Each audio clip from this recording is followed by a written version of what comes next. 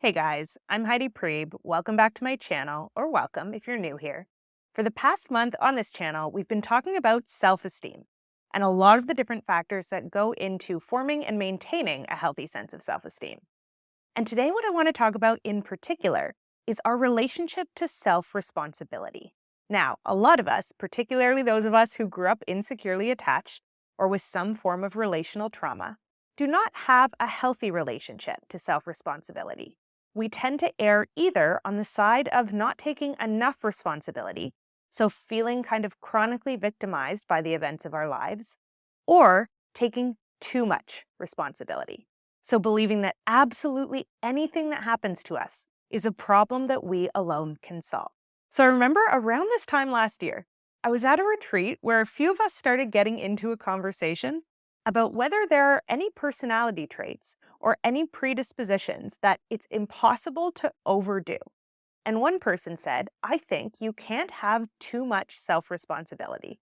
And I remember hearing that and noting right away that I didn't know what I thought of that. A lot of the other traits that people threw out there, I was like, I could kind of see what too much of that thing might look like. But with self-responsibility, I was like, that's a big question mark for me. I actually want to believe, based on my own predispositions, that it's impossible to have too much of that.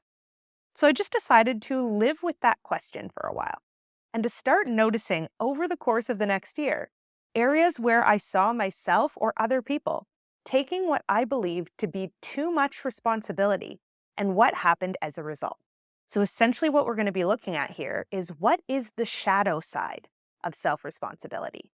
If we do this thing to death, which problems is that going to subtly create for us that we might not immediately link back to the fact that we are overdoing this? So a very simple thing to keep in mind here is that while agency is very important for a healthy sense of self-esteem, so is humility.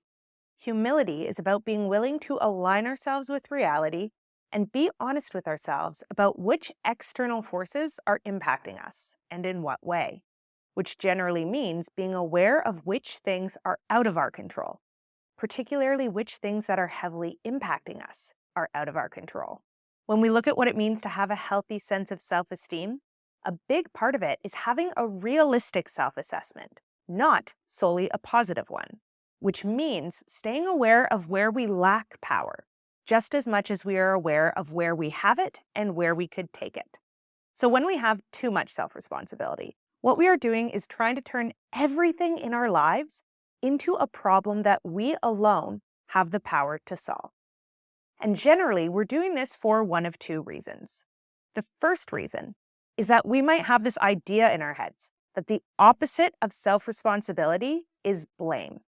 So if I were to stop taking control of all of my problems, I might think the only other option is to try to force someone else to care about and take responsibility for solving my problems.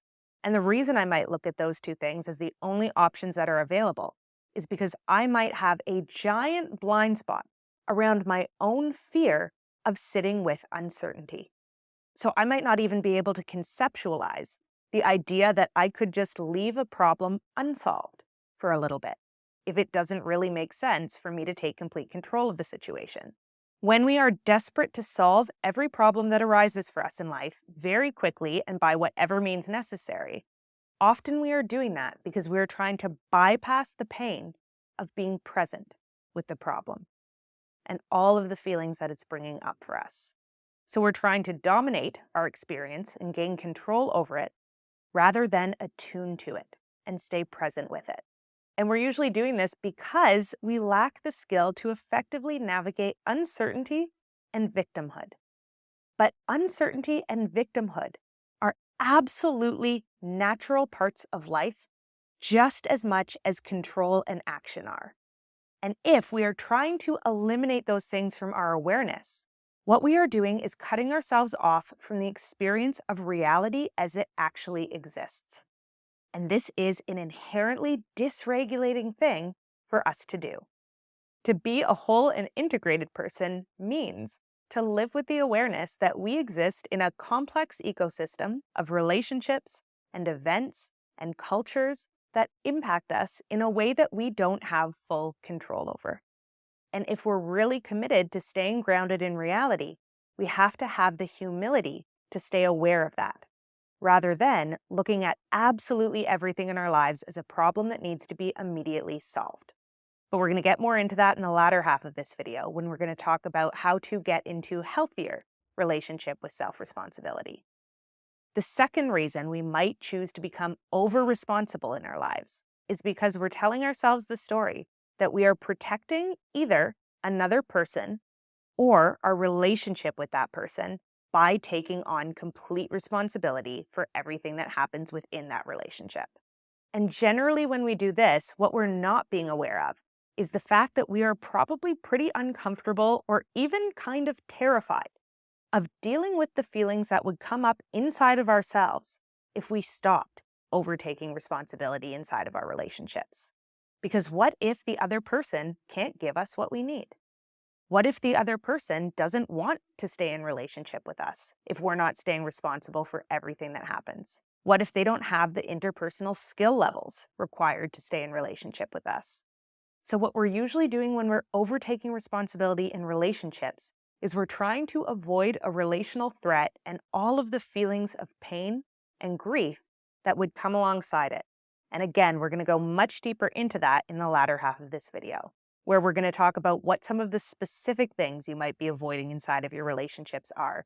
Now, in reality, both of these assumptions are absolutely fundamentally untrue. It is fundamentally untrue that our only options when it comes to tackling a problem are take complete responsibility or blame someone else and hope that they will take complete responsibility. It is also fundamentally untrue that we are helping other people or keeping our relationships healthy by taking complete control of them. When we take too much responsibility, we lose our connection to reality, and we obscure other people's connection to reality by being dishonest with them about what's going on for us. So in the first scenario, where we are taking too much responsibility over our own lives, what often happens is that we get stuck in repetitive loops of thinking or feeling or experiencing the same things over and over and over again, because we're not accounting for all of the variables that are at play in our environment that are outside of our control. And because we aren't factoring those things in and staying aware of them and attuned to them, we're not able to make wise and integrated decisions about how to interact with our lives. So we don't have access to all of the information that we need in order to make our lives run smoothly. This is where a lot of neurotic patterns of thinking and behaving come from, a blind spot in the area of how our environment is impacting us. And then when we look at the interpersonal side of things, this is one that's going to be really hard to accept for those of us who are codependent or who have learned to relate to other people by solving their problems for them. But we are actually doing people an incredible disservice when we don't allow them to solve their problems for themselves. In pretty much every scenario, the only way that we actually grow through our problems and learn and develop as people is by directly facing the consequences of our actions and being forced to pick up the pieces. This is how we develop self-responsibility in the process. So if we are going into relationships thinking, I can't be honest with this person because they can't handle honesty, we are absolutely trying to play God. We are denying people the learning experiences that they probably need the most in order to grow. And so that's not a kind or loving thing to do, even though we may have internalized it as such at a young age. And again, in the latter half of this video, we're going to get into the nitty-gritty of why we might be doing that and how we can check ourselves on it. But people who overtake responsibility are like moths to a flame for people who undertake responsibility and externalize a lot of their problems, right? So people who have the opposite patterning and believe that everything I'm feeling is the fault of someone else. And again, just like self-responsibility, externalizing is perfectly healthy when it is appropriate and accurate to the situation. So it's actually a very good thing to be able to notice and pay attention to and communicate what things in your external environment are impacting you in what ways. But of course, it's also important to be able to take responsibility for changing what we can change. So that's where we end up at that secure fusion point of taking the right amount of responsibility. However, once again, if you are someone who overtakes it, you're probably attracting a lot of people who undertake it. And it might feel like you are helping those people by shielding them from the consequences of their actions because it's obvious to you that they just don't have the skills to take the responsibility that they ought to be taking, maybe because they have trauma or whatever it is. But when we shield an externalizer from the consequences of their actions, I kind of think of it as akin to handing someone who is an alcoholic a drink that has alcohol in it and saying to them, this is a non-alcoholic beverage. You are warping their experience of reality. If someone is externalizing and telling you you are the cause of their problems, and you're saying, you know what, I'll accept that, I'll say that yes, I am, and I'll go with it, it's the same thing. You are warping their experience of reality. And a warped experience of reality is significantly more dysregulating than a true experience of reality that is painful. Painful truths are still regulating for our systems because we're responding to what's actually happening. So we're going to move into how to start changing this cycle and taking the right amount of responsibility, both for your relationships and your place within relationships, and also for your life in general. So how do we get into right relationship with self-responsibility? The first thing we want to start paying attention to is noticing our motivations when we find ourselves wanting to overtake responsibility, particularly interpersonally. So this might mean asking ourselves questions like, am I doing this because A, I fear that the other person will make a choice that is incompetent or that I'm unsatisfied with or hurt by if I let them take control? So do I lack trust in this person? And if so, why am I choosing to be so close to them? And that can be a really fruitful question to sit with and integrate. Am I trying to have a relationship with someone who lacks the ability either to regulate themselves or to deeply see and understand me and meet me where I'm at because I feel threatened by equality in relationships? Because if you're taking on a relationship with someone who you fundamentally believe, when you're really honest with yourself, is significantly inferior to you intellectually or emotionally, you are by default going to have to overtake responsibility in that relationship. But the real question we want to sit with here is, what am I getting out of that? What am I getting out of having an inherently unequal power dynamic? And that's probably going to be a much more important question to sit with than how do I fix everything in this relationship? You might want to ask yourself, am I overtaking responsibility in one area in this relationship because I'm undertaking responsibility somewhere else? So is this actually coming from a place of hidden guilt rather than a true desire to take responsibility in some area? Am I overtaking responsibility because I fear being abandoned? And I think that if I don't take complete responsibility for everything that happens inside of this relationship, the other person will just leave me. And again, what we want to sit with there is, why am I in a relationship where that's the power balance? Why am I not seeking out more equal dynamics where people are equally invested? And last but not least, am I doing this to avoid vulnerability? So am I overtaking responsibility or potentially trying to manage or control somebody else's behaviors and their actions towards me because I don't want to have to admit that they are hurting me? Or because I think that if I admit where they're hurting me, they're not going to care.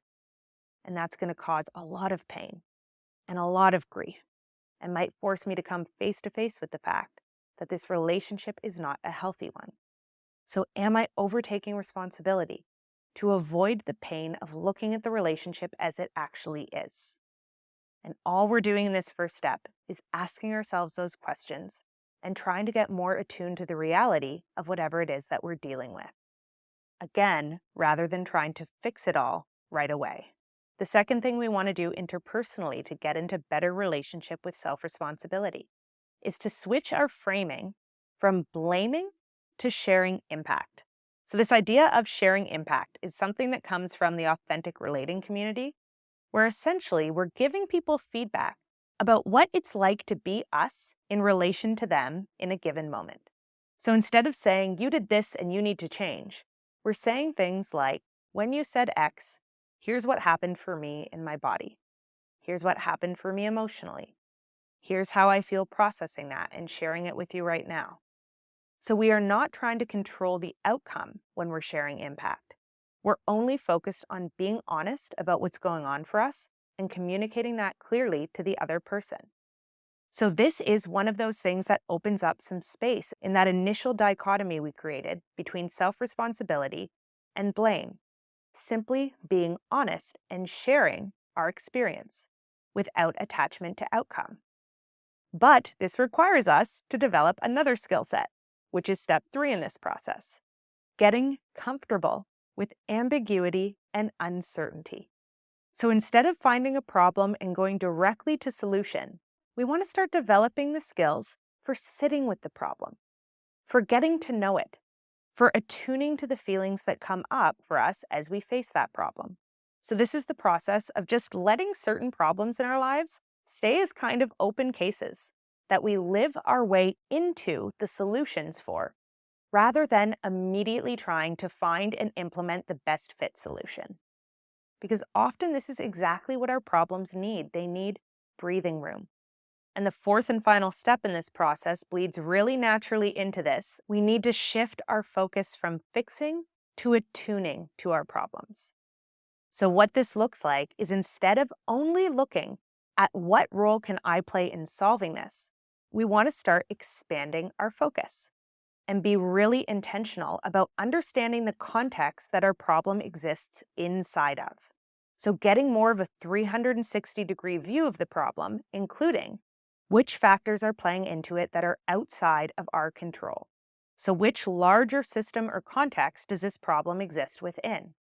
And the more information we gather about that, and the more aware we become of all of the factors that are influencing the problem, the more resilient our response to it is going to be. Because we're not just slapping the first thing we can think onto the problem in order to get it to go away. We're able to actually understand deeply why and when it's cropping up, ergo, what we need to put into place in order to make sure that we are actually getting at the roots of it, rather than just treating the symptoms over and over again in a never-ending cycle. So on a purely logical level, approaching problems from this lens ends up making our solutions a lot more effective, a lot more precise, and a lot more long-lasting. But the reason we often don't do that, even if we are highly logical people, is because we really struggle to stay present with the pain of ambiguity, with the pain of not knowing in concrete terms how a problem is going to get solved. Because the process of tolerating ambiguity means learning emotional regulation skills. And emotional regulation skills often require us to need things from other people, because we cannot perfectly regulate ourselves inside of an uncertain system. So if we are trying to achieve perfect self-regulation, we have to make the conditions of our lives pretty darn predictable and pretty closed off to any uncertainty or ambiguity. The only way to comfortably exist inside of a lot more ambiguity and a lot more uncertainty is to have solid connections in place that can regulate us through periods of uncertainty in our material lives. And the better we get at this, the better we also get at allowing our emotions to just be whatever they are. Because often the feeling that we need to perfectly regulate our emotions at all times is a direct consequence of believing, based on this being true for us in our early environment, that people can only accept us and care for us if we are perfectly emotionally regulated. So this is about setting up a completely different social system for ourselves than we may ever have had, where the thing that we once avoided the most, which is showing other people the messy and raw and uncertain parts of ourselves, is the thing that actually has to happen in order for us to get into right relationship with responsibility and with reality. So I once had this experience of dealing with a really significant betrayal in a close relationship. And I remember talking to my mom on the phone, and she was trying to soothe me and kind of comfort me by telling me stories of other people she knew who'd been through similar scenarios. And I remember at one point just going, "Can you just tell me how they made it through? Can you tell me how they dealt with it? Because I don't understand how I'm going to process this, how I'm going to integrate it." And she went, "Well, they dealt with it exactly the way that you are dealing with it. They cried and they raged and they called everybody in their support network and they slacked off on their responsibilities for a while, because all of that is just part of the natural process of moving through shock and grief." And I remember sitting there trying to compute that, like there was something my brain fundamentally did not know how to accept about the fact that just being present with our emotional experience is a part of a very important process. Sometimes in life, there's nothing we can really do to fix or solve something. We just have to stay present with the emotions that come up and let them run their natural course. Because when we can do that, when we can live with the question and stay attuned to our environments, we start noticing really powerful solutions that we may never have come across if we just had our blinders on and were trying to, as quickly as possible, take full responsibility for solving the problem without first fully understanding the context and the unique needs of the problem. So, this is about getting way more accurate about where we actually have power in our lives. If we try to immediately assume power in whatever area we have a problem in, we're probably missing a better fit solution that exists elsewhere in our lives if we could just humble ourselves enough to accept that we don't have everything we need right now and to wait and to lean on other people for support as we go through that process. This is where we shift from overtaking responsibility to developing a deep sense of wisdom and discernment about when it's time to step into our personal power and when it is time to practice humility instead. All right, I'm going to leave it there for today. As always, let me know in the comments what you guys are thinking, feeling, any questions that come up for you as you go through this video. I love you guys. I hope you're taking care of yourselves and each other the right amount. And I will see you back here again really soon.